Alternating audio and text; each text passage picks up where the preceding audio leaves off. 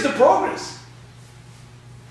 If you are materialistic, then of course, you will tell us, look at the roads we have built. Look at the skyscrapers we have built. Look how we can communicate with anybody in any part of the world in a jiffy. All of that is true. These are materialistic tools. But how have these really helped to improve the humanity of human beings?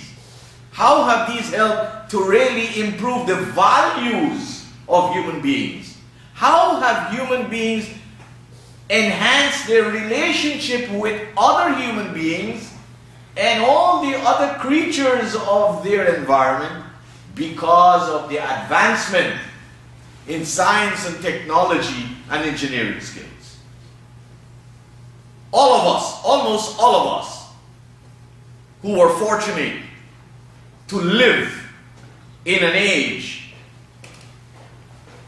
where reaching out for the top was important, but more so developing a refined personality, will always remember when we see the vacuum in the societies in which we live in.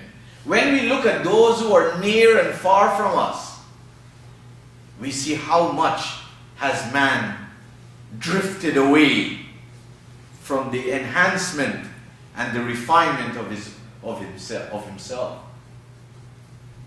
Today, if you were to take a survey, you will see that many people who live in the industrialized world, who have greater access to water, and to food, and to shelter, and to all these materialistic amenities, do you think the quality of their life is much better? Well, this is up for dialogue and discussion. I am one of those who've been very fortunate. I was fortunate to be brought up by a village. The whole village was my family. I grew in that beautiful environment where if you slip, there was always an elder. No matter the color, no matter the race, no matter the religion, no matter the socio-economic status, who was always there looking out for you. Today, the average child is a pauper. The average child is a pauper because the average person walking on the road in the society where he or she lives, in the school environment, in the college, in the university, in the shops, in the malls, they are humans, but with a disconnect with humanity. And that is why you see organizations, movements, governments, communities, societies, their failures are embarrassing. I always tell my own children that I've been to school like they did. I've been to college like they did. And I had the opportunity to go to university as they did. But I never for one day sat in the physical comfort, even in the university, which was the opening of the windows of my mind and my life for me. I never had the comfort that they now have in a primary school. And this is how you can assess people. You want to know the quality of life? Look and see what you have and what others don't have and what they bring to the table. And you will see it. Going to any nursery school or the nursery class in Canada or United States of America or in Europe. Going to the primary section and you will see, man, you want to know if this is some... the university it was basically meant for learning. It was not meant to make me too comfortable. And I return to the issue. There are too many things in our lives that we have allowed to diverge our focus from reality, from the truth, so that our life will have substance. And that is what matters. Nothing is wrong with the concrete and steel and the wood. No, Nobody's saying anything is wrong with that. What seems to be wrong is with us. We have allowed these hard structures of life to harden our hearts. This is what we have allowed. We have allowed the hardness and the toughness and the sturdiness that make up our societies.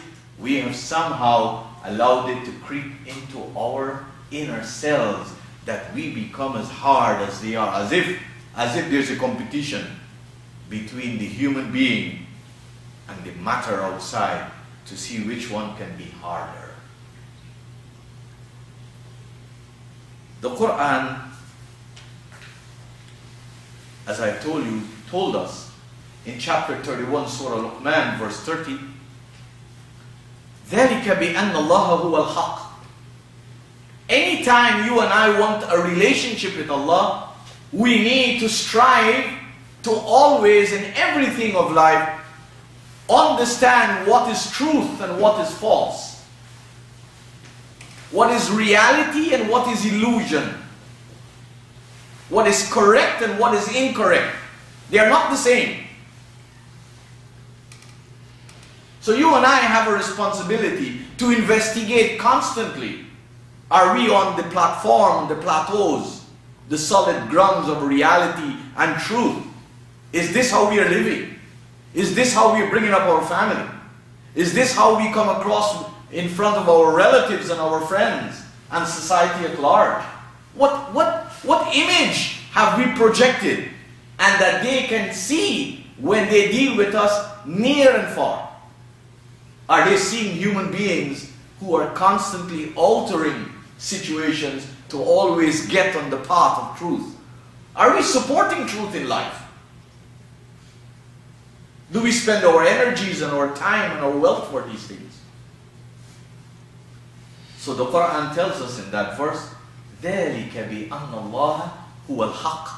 We should always remember that Allah represents the truth, the ultimate reality.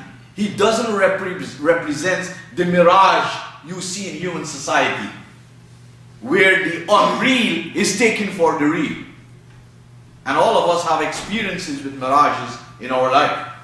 And they come alive, especially sometimes when the sun is beating down with its heat on the road, and you can see ahead.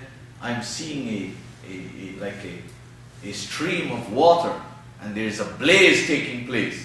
But as you get there, it's further down. And you very often can see this in deserts and areas that are naturally open. We need to understand that there are mirages in life. And the challenge you and I have to ask ourselves, are we part of that?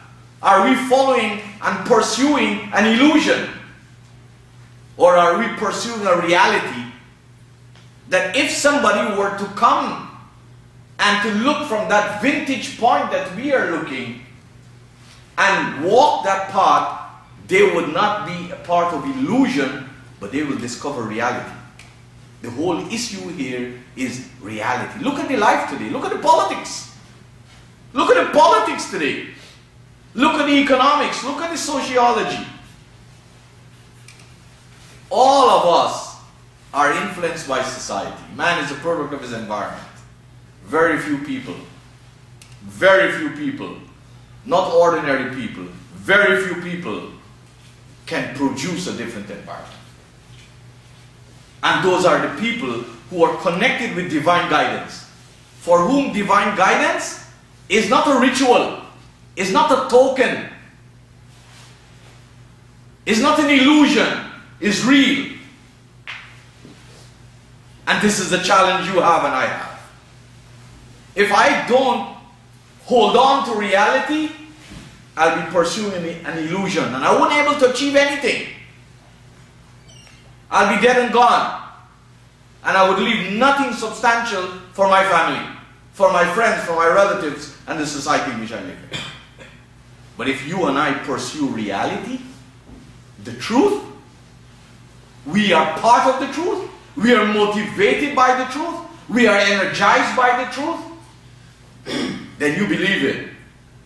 We might be dead and gone, but we will live on for that which we were part of.